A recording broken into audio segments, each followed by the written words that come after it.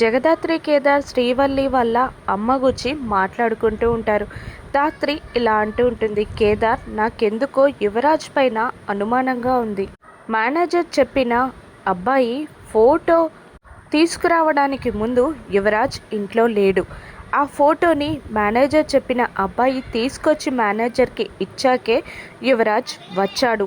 నాకెందుకో యువరాజ్ ఆ ఫోటోని మార్చాడేమో అనిపిస్తుంది అని అంటూ ఉండగా కేదార్ ఇలా అంటుంటాడు, అవును ధాత్రి, ఆ రోజు ఫోటో చూసిన మేనేజర్ ఏదో చెప్పబోయాడు కానీ చెప్పకుండా ఆపేశాడని మనం మాట్లాడుకున్నాం కదా అని అంటూ ఉంటాడు కేదార్.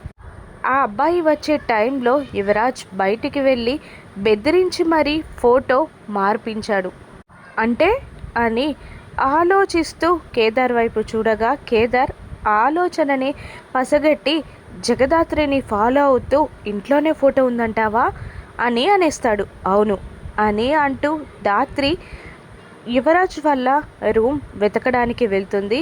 నిషి యువరాజ్ లేని టైంలో అక్కడున్న డ్రాలో ఒక కవర్ ఉండడం చూసిన ధాత్రి ఆ కవర్లోని ఫోటోని బయటికి తీస్తుంది. కేదార్ ఫోటో అని అంటూ సంతోషంగా వెనక్కి తిరుగుతుంది ధాత్రి. అప్పుడే నిషి యువరాజ్ ధాత్రికి అడ్డంగా నిలబడతారు. జగదాత్రి చేతుల్లో ఉన్న ఫోటో కింద పడిపోతుంది.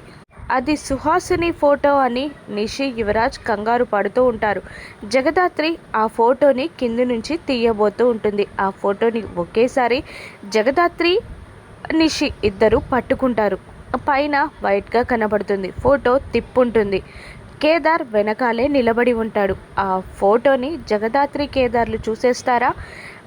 శ్రీవల్లి తల్లి సుహాసిని అని, కేదార్ తన సొంత చెల్లి అని జగదాత్రి కేదార్ తెలుసుకుంటారా? రాను ఎపిసోడ్స్లో చూద్దాం. Thank you for watching.